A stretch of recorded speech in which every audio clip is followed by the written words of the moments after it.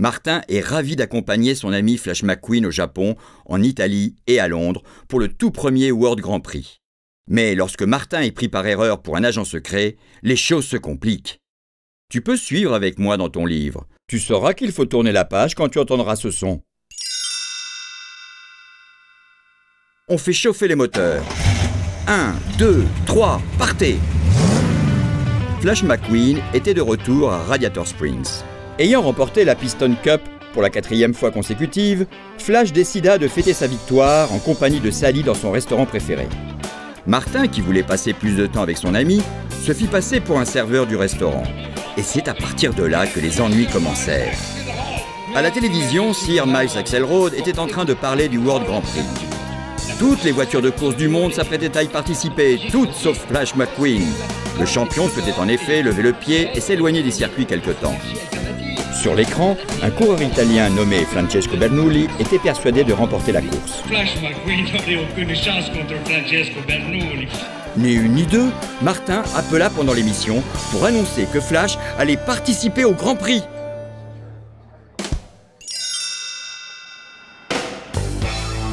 Flash et ses amis s'envolèrent donc vers Tokyo pour participer à la première course du World Grand Prix. La veille de la course, ils se rendirent à une soirée au musée de Tokyo. Sur le tapis rouge, Finn McMissile et Holly Shiftwell observaient les invités qui arrivaient à la soirée. Mais ils n'étaient pas là pour s'amuser. Finn et Holly étaient en réalité deux agents secrets britanniques en mission à la recherche d'un espion américain qui détenait des informations très importantes.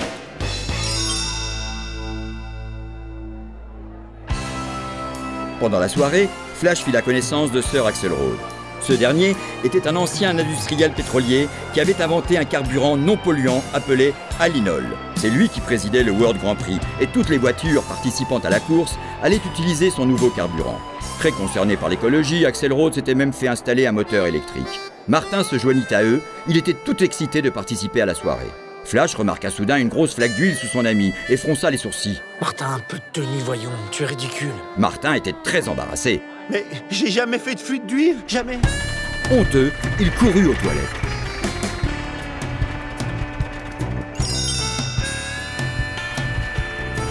En sortant des toilettes, Martin se retrouva au beau milieu d'une bagarre. L'une des voitures impliquées était l'espion américain. Profitant d'un moment d'inattention de Martin, l'espion cacha les documents secrets sous la carrosserie de la dépanneuse. Juste après, Graham et Acer, les deux autres voitures, chassèrent Martin des toilettes. Dans le hall, Holly arrêta Martin. Elle s'approcha discrètement de lui et lui murmura. Quand est-ce que je pourrais vous revoir? Martin était très surpris. Attendez, demain, on peut se retrouver au paddock. Il pensait qu'Holly voulait sortir avec lui. Mais Holly avait autre chose en tête. Elle avait vu que Martin détenait les informations secrètes. Et elle l'avait pris pour l'espion américain.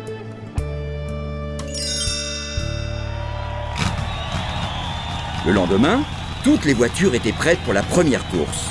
Martin et toute l'équipe de Radiator Springs s'affairaient dans les stands. Ils travaillaient dur pour que Flash McQueen soit au top du top. Soudain, les feux sur la grille de départ passèrent du rouge au jaune puis au vert et la course commença. Mais au bout de 2 tours de piste, catastrophe! Le capot d'un des coureurs se mit à dégager de la fumée. Son moteur était grillé.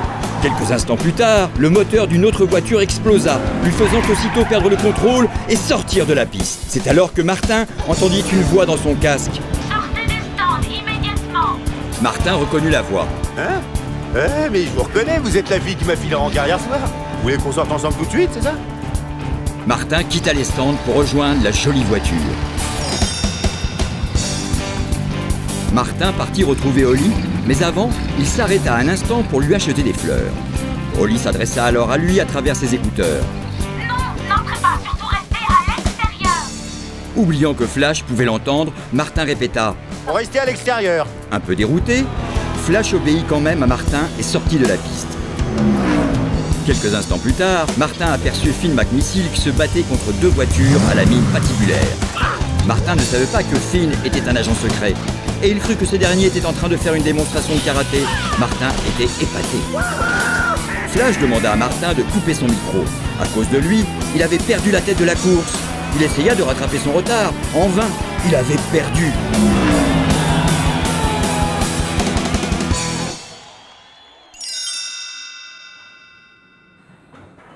Flash était furieux contre Martin. Pourquoi tu hurlais sans arrêt des trucs dans le casque pendant que je courais?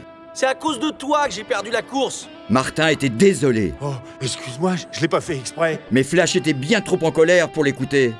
C'est pour ça que je t'emmène jamais d'habitude. Martin tenta de réparer son erreur. Mais je peux peut-être, je sais pas moi, tu sais, si j'allais expliquer à quelqu'un ce qui s'est passé, peut-être que ça t'aiderait, dis-moi, non? Flash secoua la tête. Non, s'il te plaît, surtout ne m'aide plus. Ne m'aide plus jamais. Martin se sentait très mal. Il ne voulait surtout pas que Flash perde d'autres courses à cause de lui. Il se dit que c'était mieux s'il s'en allait.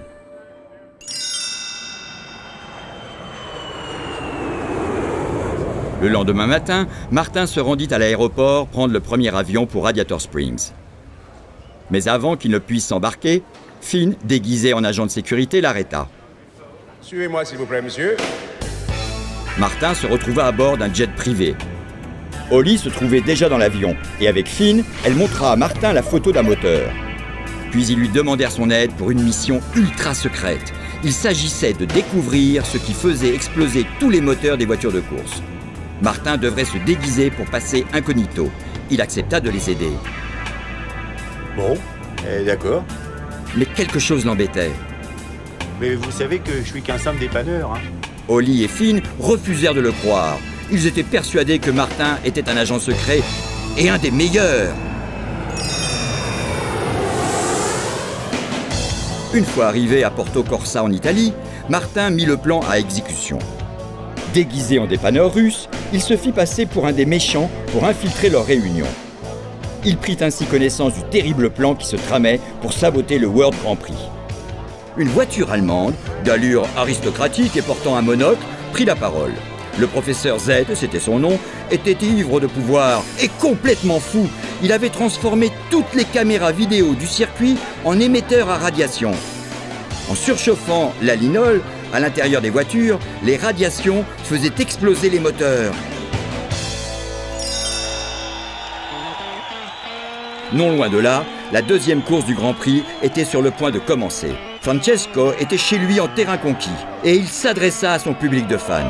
Bellissimo! Merci de votre soutien! Il était sûr et certain de battre Flash.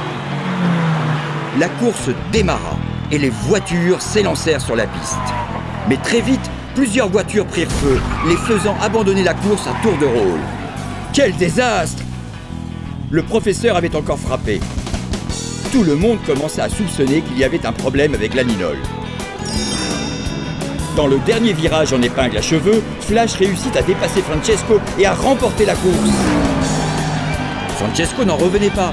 Non è possibile! Flash, lui, était aux anges. Ah, je me sens beaucoup mieux! Get ça! Pour la prochaine course, tous les coureurs décidèrent de ne plus rouler à la linole. Mais Flash McQueen déclara à la presse qu'il continuerait à l'utiliser.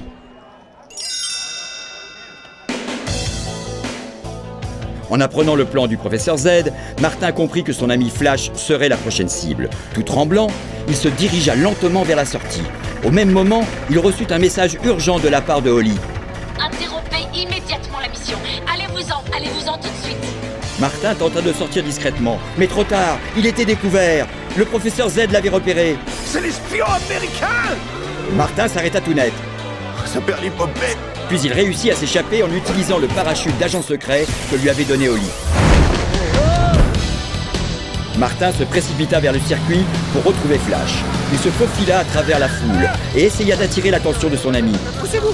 Laissez-moi passer! Mais Flash ne le voyait pas. Et avant que Martin n'ait pu rejoindre son ami, le professeur et ses sbires l'avaient capturé.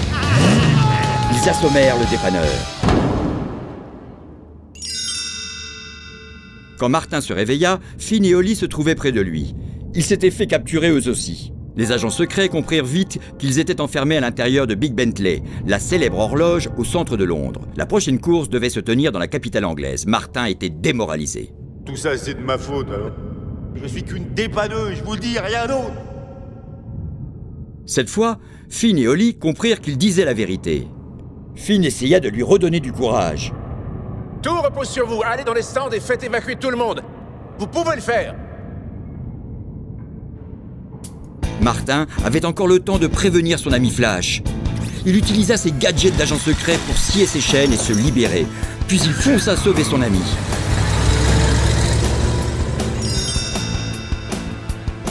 Une fois Martin parti, Holly utilisa son dispositif d'électrochoc pour se libérer. Finn réussit à s'échapper par la porte principale et Holly s'enfuit en passant à travers le cadran de l'horloge. Les deux voitures partirent retrouver Martin. En effet, ils avaient découvert quelque chose de terrible. Les hommes du professeur Z avaient caché une bombe sous le capot de Martin. Martin arriva sur le stand de Flash. À cet instant, Finn l'appela à travers la radio. La bombe est sur vous. Ils l'ont placée dans votre filtre à air après nous avoir assommés. Réalisant que Finn disait la vérité, Martin accéléra un grand coup. Il devait se débarrasser de cette bombe au plus vite. Lorsque Flash vit Martin sur le circuit, il oublia totalement la course. En effet, ses amis de Radiator Springs lui avaient dit que Martin n'était jamais rentré à la maison après la première course. Oh, je me suis fait trop de soucis pour toi. Mais Martin savait qu'il devait s'éloigner de Flash pour le protéger. Ne m'approche surtout pas. Flash suivit son ami. Martin, attends! Holly se précipita pour venir en aide à Flash qui essayait de rattraper Martin. Finn, de son côté, essayait de capturer le professeur Z. Très vite, ils se retrouvèrent tous les trois entourés par les sbires du professeur.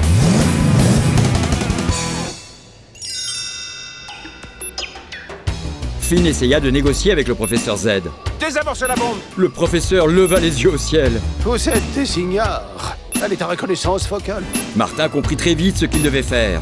Désactivé. Le professeur laissa échapper un rire démoniaque. J'ai omis de préciser qu'elle ne peut être désamorcée que par celui qui l'a activée. Ce n'est pas moi qui l'ai activée. Soudain, Martin comprit qui était derrière tout ça. Il échafauda très vite un plan. Il accrocha Flash à sa remorque et fonça comme l'éclair. Utilisant ses moteurs fusées, Martin souleva Flash dans les airs et ils s'envolèrent au-dessus de Londres. Pendant le vol, il expliqua à Flash le plan diabolique du professeur pour saboter le Grand Prix. Martin savait ce qu'il devait faire, mais il fallait agir vite. Les deux amis atterrirent dans la cour du Palais Royal, juste devant la reine d'Angleterre. Finn et Holly se trouvaient là, eux aussi, ainsi que Sir Axelrod. Martin interpella ce dernier. C'est vous qui perdiez de l'huile à cette soirée au Japon, et vous avez fait croire que c'était moi, menteur. Holly était perplexe. Mais Martin, c'est lui qui a créé cette course, alors pourquoi il l'aurait saboté? Se rappelant la photo du moteur qu'Holly lui avait montré dans le jet privé, Martin avait réalisé qu'il s'agissait d'un moteur à essence utilisé par Sir Axelrod. Ce dernier avait menti lorsqu'il avait dit être équipé d'un moteur électrique. C'était toujours un magnat du pétrole, sauf que personne ne le savait. Martin comprit que Sir Axelrod voulait faire croire que l'alinol était un carburant dangereux, même s'il en était l'inventeur. En effet, si tout le monde se remettait à acheter de l'essence, Axelrod deviendrait riche. Au début, personne ne voulut croire Martin. Au même moment, le compte à rebours de la bombe s'enclencha et alors qu'il ne restait plus que quelques secondes avant l'explosion, Sir Axelrod s'écria « Désactivé !» Le minuteur de la bombe s'arrêta. Sir Axelrod était bien l'instigateur du complot, mais grâce à Martin, son plan diabolique avait échoué. La reine était si fière de Martin qu'elle décida de le faire chevalier. Le jour de la cérémonie, Martin s'avança devant la reine. Majesté, j'ai l'honneur de présenter à votre Altesse pour le titre de chevalier du Royaume-Uni, Martin tout court de Radiator Springs. Martin s'agenouilla devant la monarque. La reine sourit et le fit alors chevalier. Martin leva les yeux. Il n'avait pas besoin d'un titre de noblesse. Mais vous pouvez m'appeler Martin, hein, ma majesté. Je vous en prie, pas de sœur entre nous.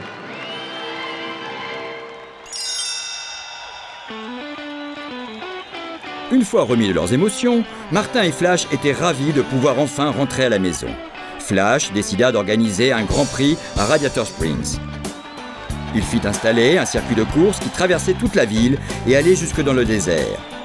Avant la course, Francesco s'approcha de son vieux rival Flash McQueen. Le coureur italien trouvait que faire une dernière course était une excellente idée. Flash était bien d'accord. Oui, je me suis dit que de toute façon, on ne saura jamais qui est le plus rapide de nous deux. Et puis, pas de journaliste, pas de trophée, que du plaisir. C'est comme ça que je reçois la course. Bien entendu, Francesco était persuadé que c'était lui qui allait gagner. Rendez-vous sur la ligne d'arrivée. Toutes les voitures se mirent enfin sur la ligne de départ. Le feu rouge situé au milieu du carrefour passa au jaune, puis au vert, et la course commença. Les voitures fonçaient le long de la rue principale. Flash et Francesco prirent la tête de la course dans le grand virage de la butte de Willy. Sur les hauteurs de la ville, le public et les habitants de Radiator Springs encourageaient Flash en actionnant leur klaxon. Finn et Holly étaient présents eux aussi. Finn demanda à Martin de les accompagner dans leur prochaine mission. Sa Majesté vous a demandé personnellement. Martin hésita. Mais je vous l'ai dit, je sais pas combien de fois, je suis pas un espion. Finn sourit. Espion ou pas, vous êtes le type le plus malin et le plus honnête qu'on puisse trouver. Mais Martin ne voulait pas quitter ses amis. Même si je me suis bien amusé avec vous deux, il faut que je vous dise, c'est ici chez moi. C'est là que je me sens le mieux. Avant de laisser Finn et Holly, Martin leur demanda une petite faveur. Actionnant ses moteurs fusées, Martin s'élança à toute vitesse sur le circuit. Dépassant tous les coureurs, il arriva bientôt à la hauteur de son ami Flash McQueen. Regarde, ils m'ont fait cadeau d'une fusée.